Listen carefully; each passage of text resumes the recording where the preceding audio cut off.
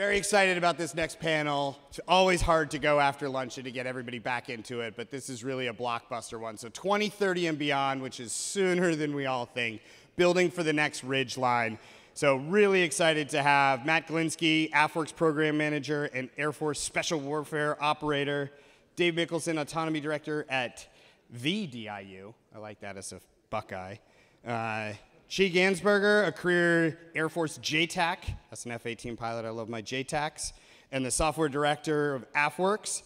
And our moderator, Johnny Chavkin, senior vice president at ProSec Partners and former speechwriter for the director of the CIA, who is a fill-in, thank you very much, with zero prep due to a dropout. So thank you very much. Very impressive.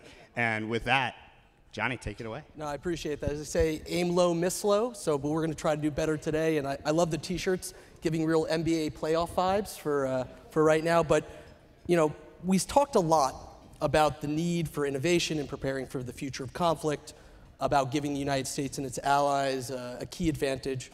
We've talked a lot about those structures in government and in DoD specifically that have the goal of fostering innovation and the like. Today's panel is going to try to shed some light on how things are actually going, how partnerships are playing out, and where they need to go.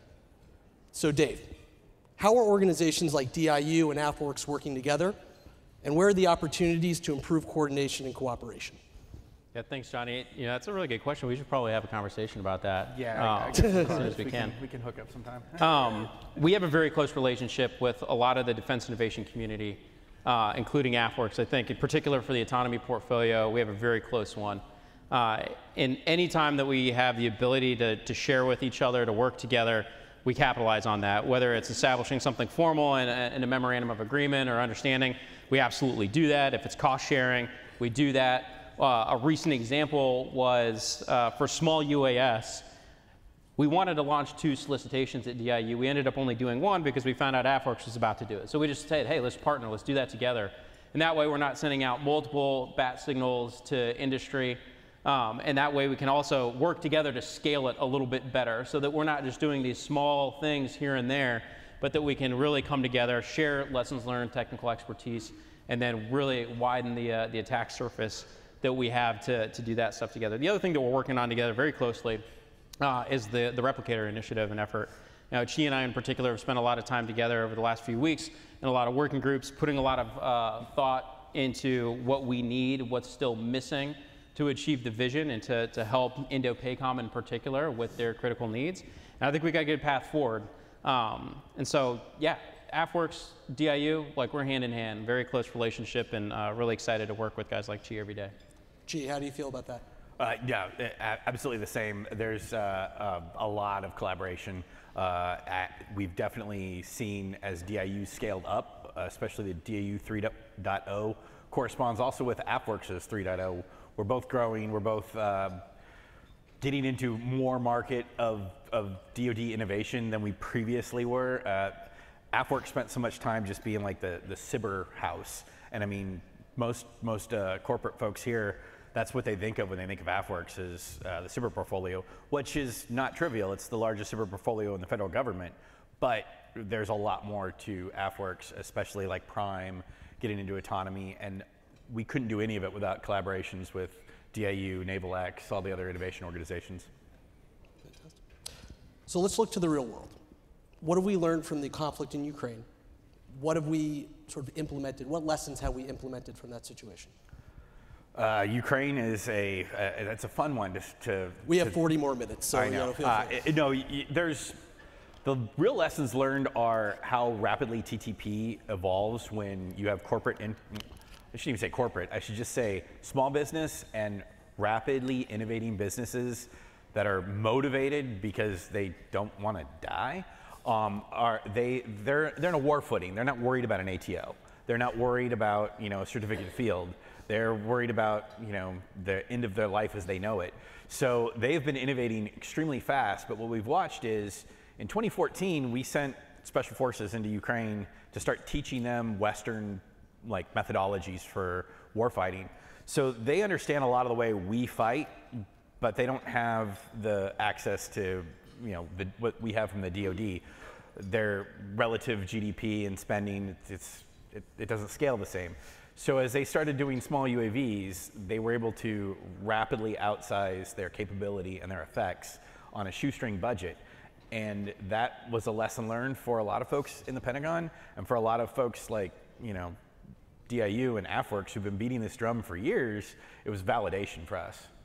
If I can jump on that Please. too, a lot of what we've seen too is the asymmetry problem, and how exquisite systems just don't last that long, and how slowly they come off the line. And it's not just the platforms themselves, it's also obviously having that software pipeline in particular. The mindset that we've tried to really embrace from what we've learned out of Ukraine is the day zero and the day one mindset. Is you have to be set on day zero, you don't know when that is, because you don't know when day one's gonna happen. And when day one happens and your thing doesn't work, what can you do about it to make it work? You don't have the luxury in conflict to say, okay, I have a drone, it doesn't work.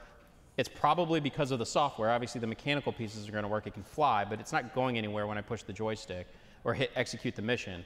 So how can I have that pipeline back to developers to rapidly iterate, solve the actual problem, and then get that back into the field immediately? The other asymmetry problem that we've seen gets a little bit away from the software piece, a little more into the hardware piece, but the example we love to talk about, and I say love, but it's a war, so that's probably the wrong term, but the example that we try to use to illustrate the challenge is the first-person viewer drone asymmetry problem. And it's hard to communicate that sometimes to the Pentagon because it's a unique thing. It's not normal. It's not in a program or record anywhere. It's not in a requirements document. So heaven forbid we bring it up as a capability we should have, and like how can we possibly get it? I'm excited to see that the Army looks like they're going to have that as a requirement in the next year. But if you compare the cost of a first-person viewer drone as an anti-tank weapon to a Javelin shoulder-fired missile, the number of systems that you can defeat with first-person viewer drones for the same amount of cost as a Javelin is staggering. A Javelin's probably, with the clue, the actual shoulder-launched unit to fire, it's probably $250,000 each missile, $80,000, $90,000. A first-person viewer drone with munition on it is probably in the hundreds of dollars, maybe a couple thousand, depending on what you're building and how you're using it. But again, just think about that cost asymmetry and how much more you can do rapidly with that capability. Plus, you could hide a lot easier than having to get in the open. I mean, there's a lot you could dive into, and I'll save everyone from me reminiscing about my days in uniform and all that. But that's part of it, is that asymmetry. And a lot of that asymmetry is also solved, again, with software and having systems that can rapidly update as opposed to, hey, I got to go reinvent the whole thing when it doesn't work. Getting to hit a few different things. So going back to the original question that we first had is, like planning for day zero, day one operations, but also providing the contingency for day two operations where, hey, something is going to last 14 days. What if it doesn't last 14 days, right? How do we create a sustainable pipeline to make sure that it lives in the right place so it can be continuously updated from the field? And even my intro says program manager, but the second part of that intro I think is the most important part, is continuing in getting operations. So getting that relevant feedback from the field to continuously iterate. And it's great that we can get a widget, but if the widget does not continue to do what the operator or the warfighter needs, it is an obsolete widget before it even were to start. So the three of you represent relatively nascent parts of the innovation landscape. How do we transition you guys to being more established, or actually is becoming more established antithetical to the mission of what you're trying to accomplish? I'm terrified of losing the culture at DIU.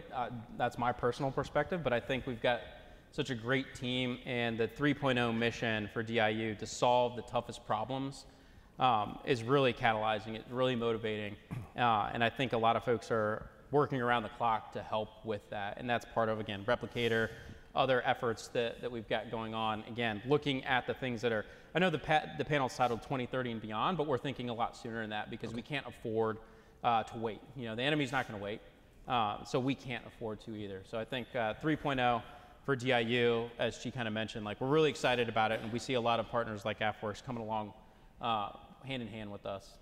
Yeah, I've watched software factories go the opposite direction, go from highly innovative to kind of backsliding into the traditional program office kind of mentality, and making sure that we're doing the opposite I remember when I was, I'm former DIU, I remember when I was at DIU, we did an offsite, and one of the things we said was it's not just so much about getting contracts and getting one widget into a warfighter's hands. That's a victory, we'll take it.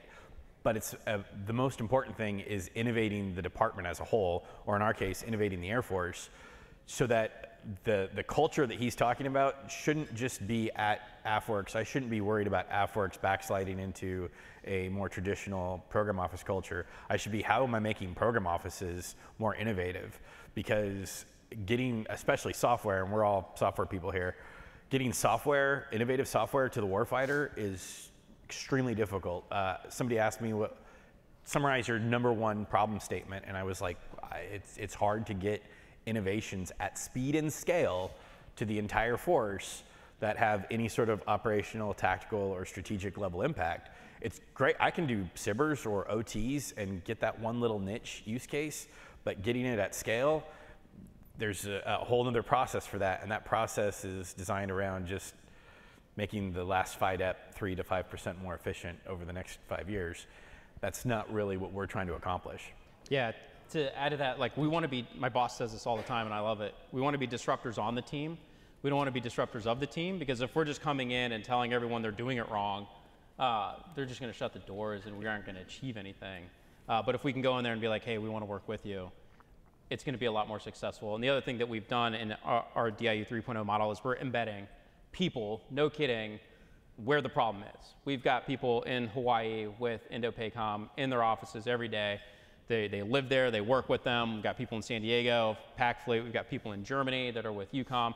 And something that, on a collaboration piece, Chee reminded me before we walked in here too, is we have DIU folks plus AFWERX folks in Kyiv. Yep. To help support that fight. So we're actually going to where the problem is, no kidding, putting the people there to be a part of that problem solving, as opposed to just like a cold call or like an MS Teams meeting or whatever. We're actually there with them.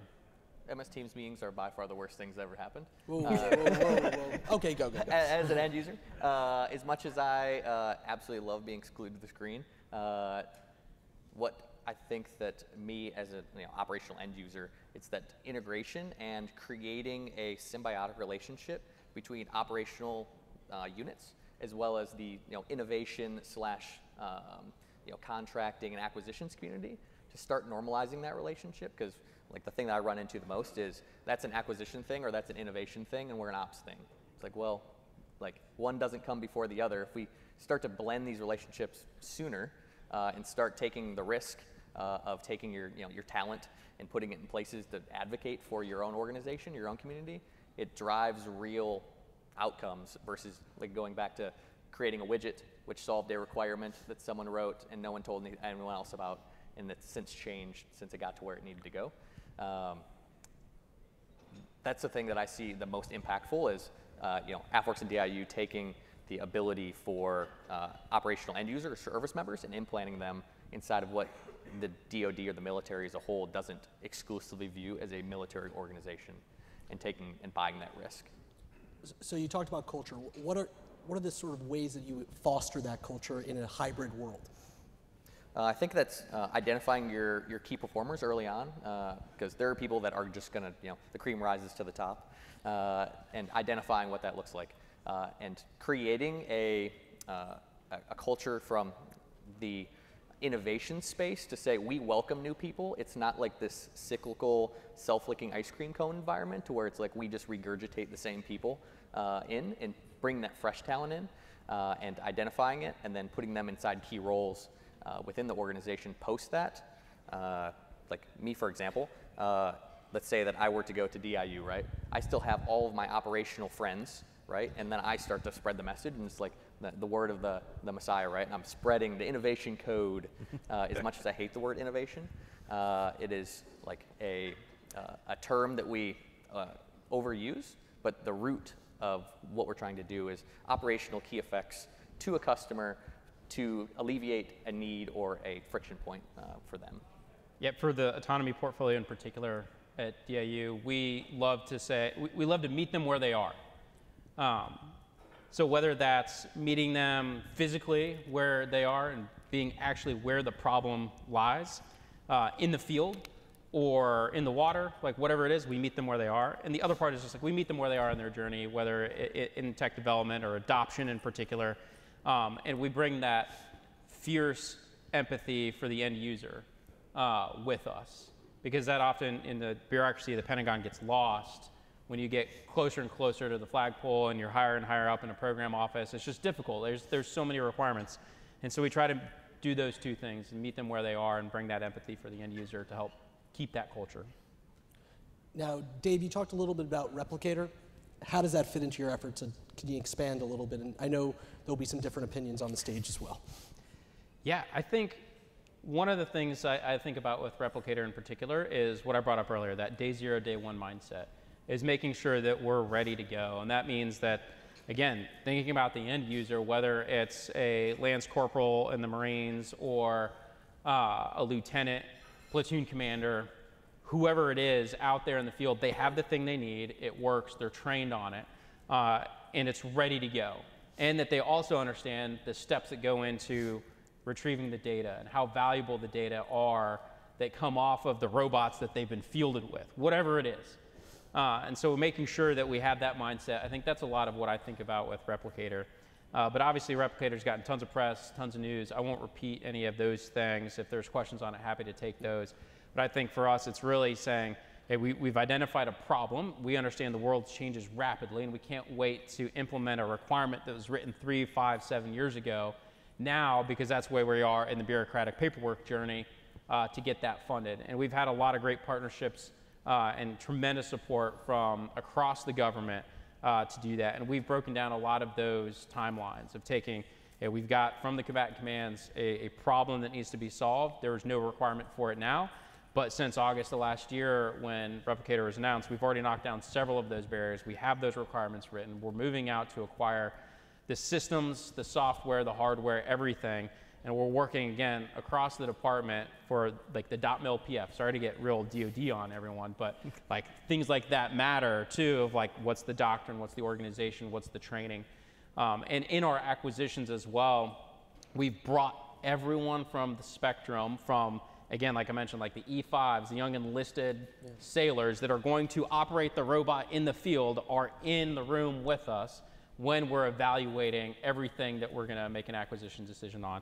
And then we also, sitting next to them is the 06 captain from the Navy that's the program executive officer or the PM for that particular system. So we cover everyone in that spectrum. So it's a whole team effort and we're really proud of it.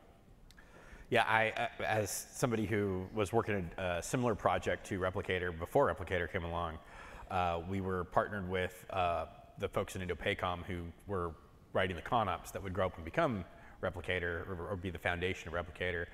And it was interesting to just watch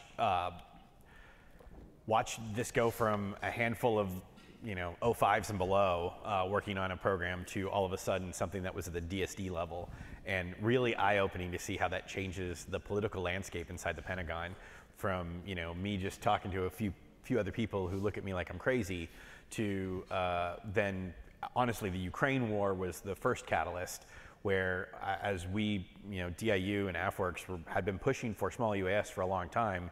That was the first level of validation, but when Replicator came along, it was like, we're gonna do it now. It did enter at the service level, the Air Force, Navy, we all have our own cultures, and the organizations like Naval X or AFWorks, kind of as a liaison to DIU, are put in these weird positions where we're trying to translate that between the DSD's intent and what the services, the position that the services feel that they're in. And then it gets very awkward for us who are also already involved in the ConOps themselves. So it's been eye-opening for a lot of us to see something get so big and get so much traction behind it.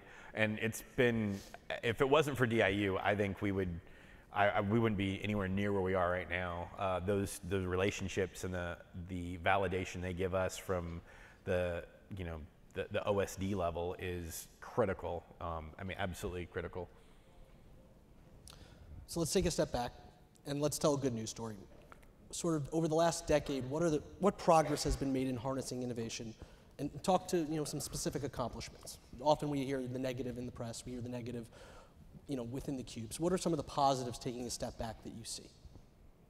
I think that that the big positive that comes to me is, like I said, as a person who, like my responsibilities on day to day is make sure the vehicle starts up and make sure that I'm where I need to be for the majority of the time, right? And wearing the right thing. And being able to have outside agencies provide a open environment that allows me to, I guess, flourish as a intellectual. And provide the macro view for when we hear about things like replicators, like news headliners, replicator bought XYZ for like 10,000 of these things.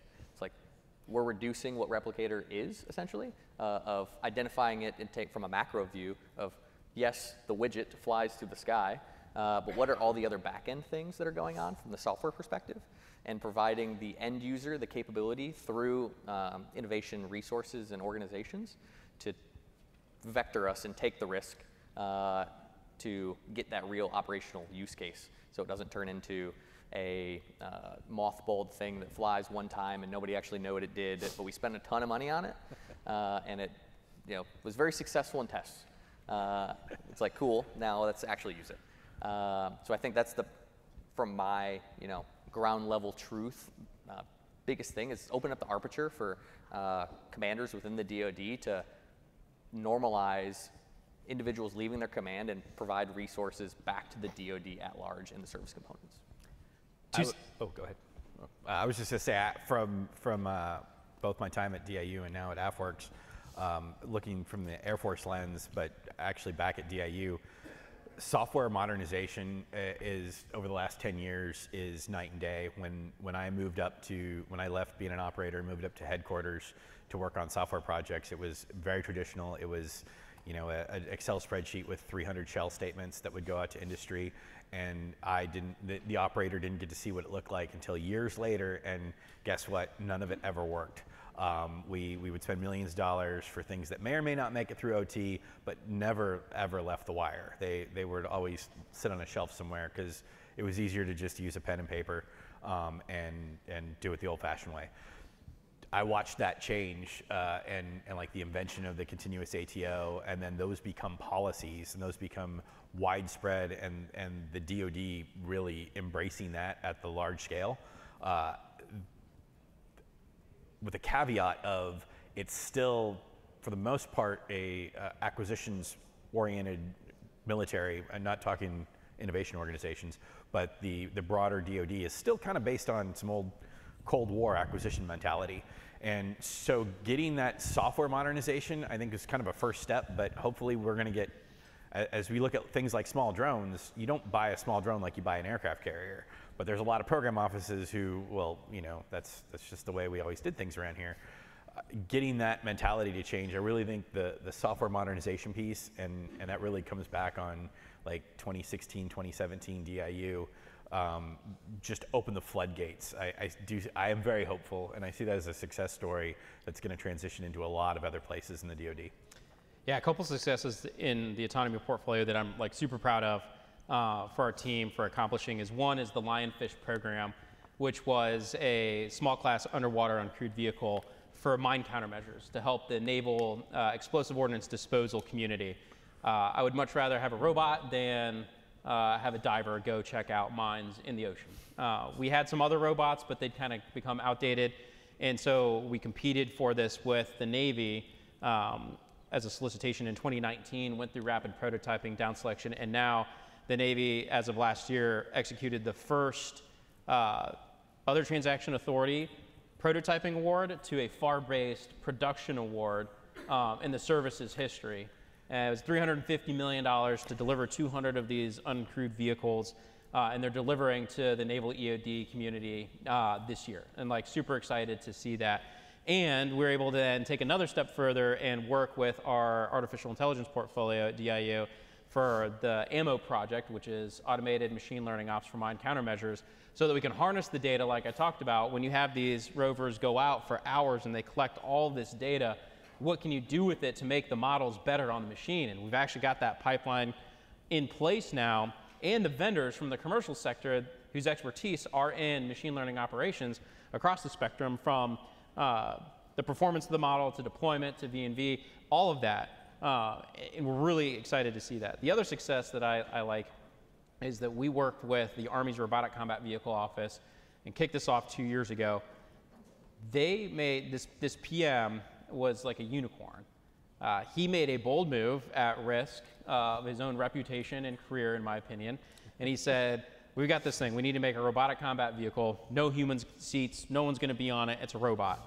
And I am going to split the development of this system between the hardware and the software. And I'm going to use the software pathways with DIU to get the autonomy software for this thing. That's out of Detroit Arsenal. Anyone that spent time in Detroit knows like that ecosystem can build military vehicles. Like they know how to do that really, really well. What this PM said is, though, I need to go to the Valley and the startup ecosystem to get the software if I truly want to have an autonomous thing. And so he did it. Adds a ton of work and complexity for sure, but it brings the best in breed. Instead of putting out one solicitation, you're now leading with the software as opposed to leading with the hardware. And so the hardware vendors have to make design choices based off of the software's capability and what it can do. And so we hope to see more program offices that are willing to do that and use the software pathways. I think there's a perception in some cases that that might be reserved for like enterprise solutions, non-robotic solutions, but it definitely applies to the robotics world, and I think it's a great way to tackle some of those wicked problems around autonomy. So one thing I should have said is please submit your questions. We'll have a little bit of time, so by all means, please, I can ask now. One question that's come in while we've been talking is, how can Replicator solve the problem of scale that's bedeviled DIU, AFWERX, et al.? Yeah, it has been a problem. That's nothing we can hide from. Some of it's literally going to be brute force with senior leader emphasis on getting through a lot of the policy and regulatory hurdles that oftentimes go from office to office and just get staffed endlessly until it's actually executed and done, whether that's an authority to operate or that's some sort of other certification that a system needs. It also helps prioritize range time for experimentation so that we can actually learn a lot faster. And then the scale question obviously is also answered with dollars, with production and actually setting that demand signal to industry that we can do this rapidly. It was announced, I think, a week or two ago, for example, like the loitering munitions and some dollar figures around it. So like that's an example of how we're getting after some of those scale problems. It's not solved just by throwing a handful of cash at it by any means, but that's one part of it. The other part is the replicator process, which is what it is, and the initiative is really to remove all of those other barriers that get in the way of these systems from actually like making it into the field. I think the removal of those barriers, the important part of that is that you allow, like the example he gave of the vehicle with software, we're looking at Replicator more holistically of a bunch of different verticals. Instead of a prime integrator who's going to have a vested interest in their ecosystem winning, we're trying to find a whole lot of different folks that plug in together. Obviously that makes the software side of it, the networking side of it, the radio side of it all much more difficult. And then you have to start making, I don't want to say compromises, but as I stare at the words 2030 right in front of me, it's how do I set myself up now so that I can fight a war tomorrow or fight tonight, but also not be, force myself down the wrong road by 2030 by getting just one technology that might atrophy and might not be the right answer in 3 to 4 years. Yeah, I think from my perspective, it comes back to education and normalizing the need. And I don't think we're ever going to get away from the big R requirements. That those things we still need to buy aircraft carriers. We still need to do large programmatic things. And until we can get a higher level of understanding lower within the force to create a demand signal that then bolsters additional support for large initiatives like Replicator, that's my hope for the 2030 period. And so to riff on that a little, I think the tactical level of the department is ready. At one point in my now super dated experience from being in the Army is we received a couple drones. They were expensive. This was in 2017. They didn't work really well, so what did we do? We put them on the shelf, locked them up, never used them. Now, when we're out in the field talking to platoons, battalions, squadrons, regiments, they want the attritable things. They want it. They're studying what's happening in Ukraine because they know there's a chance that they're going to be in a conflict like that, and they don't want to show up without the tools for success. Not to pontificate and go into like, you know, the historical discussion on like you go to the army, war with the army you have, not the one you need, you know, and all the parallels to the GWAT, but like they think about that. And so I think they're ready. They ask us all the time, like, I want this thing, I want it to be fine if I break it on the range and not to have to like fill out all these damage statements and now some young troop is paying because someone thinks they were negligent or something like that. As long as they're training and doing the right thing, like we need to make them attritable. We need to make them truly expendable so that they can actually go out and use them the way they're intended to be used. And then they can inform us, and that feedback cycle really takes effect. So I think when you're talking a lot of the all-domain attritable autonomous systems, I think that the end users, I think the tactical units are ready for it.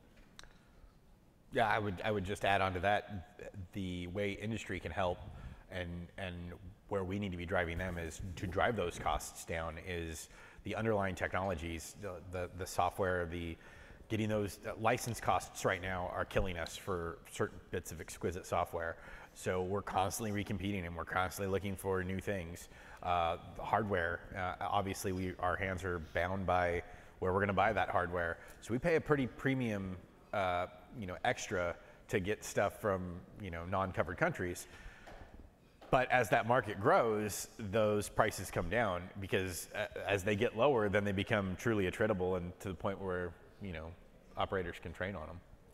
Yeah, just thinking about like some of the stuff you're saying is the demand signal is there for the things that people are experiencing right now. Yeah. For the distant future or not so distant future, what does that look like for something that people don't see on their Instagram feed every day?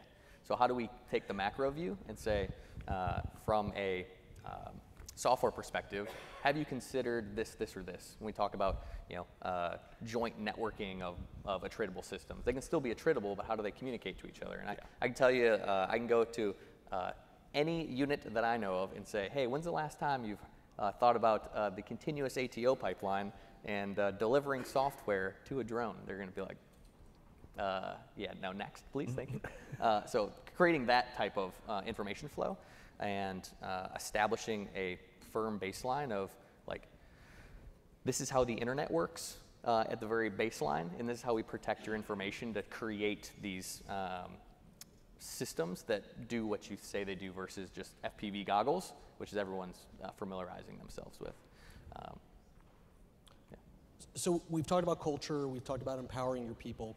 A lot of the war fighters are E6 and below, but they rarely get to use technology or equipment until it's implemented in their formation. Any ways to break down those barriers? Yeah, like there's a question that I didn't come up with, that was someone else, so credit to them. We make it so hard. It's like, it's not that hard. It's simple. It's like you invite them to be a part of it. They want to. Not to get it, I'm not going to get into like the particulars of how you do it and whatnot in the department, but like it's as simple as invite them, bring them along, and they will be there, and then actually like take their feedback and incorporate it. Because if you invite them and like it's like, hey, just sit there and watch, and like you get to participate, like then they're not going to show up and you're back to where you were. So invite them, incorporate their feedback, listen to them, make them a part of the team. You need a good contract. You need a good, well-designed contract for that too. I had my eyes open as an embed to a prime many years ago where I was convinced they were the problem until I was an embed for two different contracts, one under DARPA and one under a program office, and one flourished and is still in use to this day, and the other one was probably $10 million in taxpayer money that never got deployed, even though that one had a larger staff and more people working on it. It was working against a traditional program office model, and I clearly remember getting feedback from operators and being told by the program office, that's not how this works in contracting, you can't do that. And the other contract was every day we were doing agile software development with end users. And surprise, surprise, that one was a flourishing success, the other one was a failure. I learned the company wasn't the problem, it was us. It was how the government chooses to do program management and contracting, and it can be done the right way. So yeah, empowering them, just getting folks doing the like actual agile process, you get great results even in the government. Mm-hmm. Yeah, I think my biggest thing is like educate me. So like I know that I have a problem. You have a thing that you think could solve my problem. Help me understand what my real problem is, because it might actually not be what I think it is. So a lot of it just comes down to that like baseline understanding of relationships of I would love to work with everyone if it solved all my problems. But I just don't know enough about it. So like as a junior enlisted person, I identify a weak point in myself of like, I can't know everything about everything. So be willing to take the time and do like a tactical pause and help me learn so we can go lockstep and we can both be flourishing and successful. Because my goal isn't to like block you in developing a technology or incorporating it, but I also need to understand what that does for me on my side, so I can help you help me, if that makes sense. So we have 3 reps from the government up here. We've talked a lot about that, but we also have let industry slip in. We've talked about Detroit, we've talked about the Bay Area. Can you talk a little bit about collaboration with private capital, with venture capital, with private equity? How do you see those relationships evolving? That's a great question, and I think that's one of the things that like DIU has prided itself on is we have a whole commercial engagement team that's across all of the portfolios and the whole organization. We just brought on a new deputy director for commercial operations, and she brings a wealth of knowledge from the private sector. And so it's all about relationships at that point. It's all about understanding the process and working together and collaborating, all the buzzwords. But I think, again, it goes back to that relationship so that they understand on the investment side, it's like, okay, what is the government looking for? What are the demand signals? And then being honest about it as best we can for what we know to demonstrate what's either coming, what's long-term, or what might be a flash in the pan. I have seen a slight shift in venture capital in terms of dealing with companies that are going to be dual use with a lot of government work, especially the DoD. Traditionally, it was very much, we're going to try and build you up to be another prime, defense unicorn that can operate like a prime. But now I'm seeing like large hedge funds really are reading the tea leaves of what happens if we, don't go to war and we just let China win, or if we don't win, what does that do to the value of large hedge funds? I mean, that's everything. So there's now like a self-protection from a venture capital perspective that there's a lot of interest in, is this going to help actually win the war or prevent the war, and make sure that the Western way of life dominates the world, because that's where a lot of that value of the hedge fund comes from. And it's changed. I think some of the due diligence process is less about, well, how much is the government willing to invest, and more of like, is this gonna win? Is this gonna like actually matter for defense of like our ideals? And that's been a welcome thing. So how can DoD move faster and still do the due diligence that comes with ATOs, congressional oversight, so on and so forth? Oh, yeah.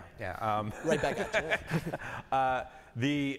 That's actually the best thing for that has been getting commercial partners and getting more commercial partners.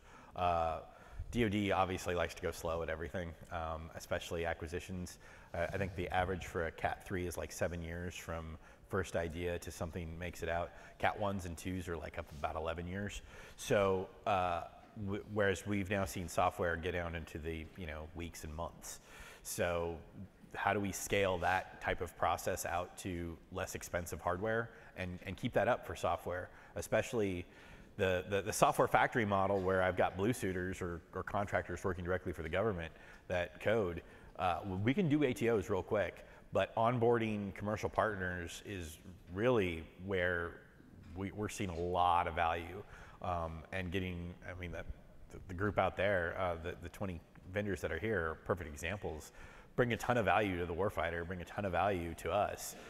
But the ability to onboard them a couple of years ago, without tools like Game Warden or other software factories that can onboard folks, it would have been impossible. So you would have instead developed a SIBR, and during the course of that development, you would have had that unit that had the TPOC or maybe the end user. They would get to play with it for like a year and a half, and then it would go sit on a shelf, because the ATO process is still hard. There's a lot of memos that have just come out and a lot of policy changes in literally like the last month that are trying to change this, and there's more coming in the very near future. So that is going to just increase speed, and more importantly, increase capability to get into the warfighter. I think a little bit of this question, a little bit of that question come to my mind when you talk about capital. Something that, again, speaking for our portfolio in autonomy, something that we look for often, not all the time, it's not a monolith, is the companies that we're choosing to work with have robust products in robust markets. Chee used the term dual use. There's a bunch that you could use. Some people have reactions to one or the other.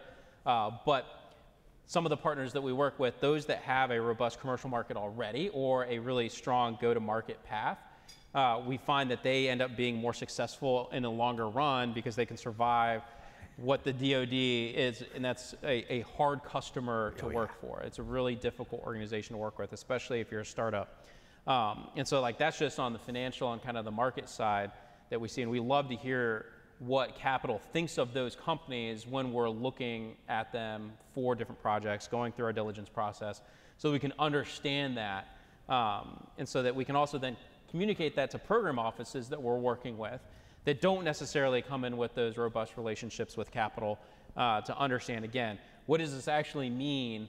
You know, silly example, you know, there's, hey, this Series A company had a $150 million round. Like, they should be able to afford the IRAD for this, says someone in the government. It's like, that's not necessarily how that works. That doesn't mean they have like this, you know, bank account sitting there with just $150 million they can grab and then throw as IRAD at your problem set. You know, they raised that round for a reason at that valuation. And so being able to help translate that and use the team and, again, the relationship we have with capital has been incredibly valuable. Yeah, I found one of the biggest impactful organizations for me is just being like an industry immersion program. So I was a Defense Ventures Fellow and implemented into a tech startup, and understanding the workings of how a company actually works and how these two organizations are able to work together, but understand their needs from a venture capital perspective, or understanding how funds are raised and what dilutive versus non-dilutive capital is. It goes back to like creating the relationships and going back to the education and understanding me as a government customer, exactly what the commercial sector is, because I've only ever done government. So I really don't have that perspective and experience. And if the government can provide me opportunities for that, like, I'm all open arms to understanding how we can create a better relationship between the two and normalizing the DoD and humanizing it, instead of saying you're an agency that I sell you a thing, because that is one way to do it, but not the way. So we've got the yellow light, which means we've got to speed up. Final thoughts. Chee.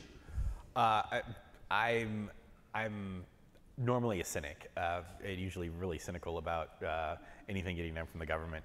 22 years, it's just burnt me.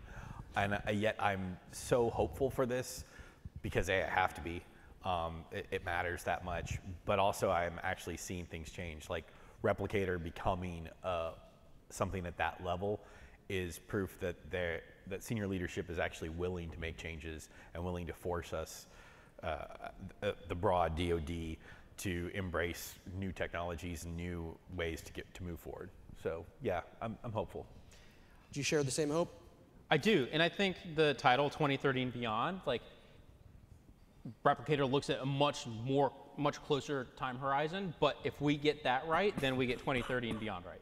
So doing the foundation right now will help us for success in those years 2030 and beyond. I am optimistic. It's a lot of hard work. We love the fact that we all get to work together with industry, with the government, with capital. Really excited for it. I also find myself a breath of fresh air and seeing the correct people being put in the right positions in order to enable success, and have candid conversations of difficulties from the industry side, and also what we're experiencing either within the Pentagon or within the services, for us to be able to have a truly transparent conversation to enable a capability being developed and deployed. So I see that as a breath of fresh air from even people like Dave, who is put in a position and flourishes at it, and like unsolicited, but like thankful for people like Dave and being put in positions to really care about the problem set. Well, I think I speak on everyone's behalf when I say I'm thankful for you all, for all of your insights, for all the fodder for conversation. So to Chee, Dave, and Matt, if we could give a round of applause and say thank you. And with that. Awesome. And another big round of applause for Johnny for jumping in at the last minute to take care of this. Really awesome job. Really fantastic.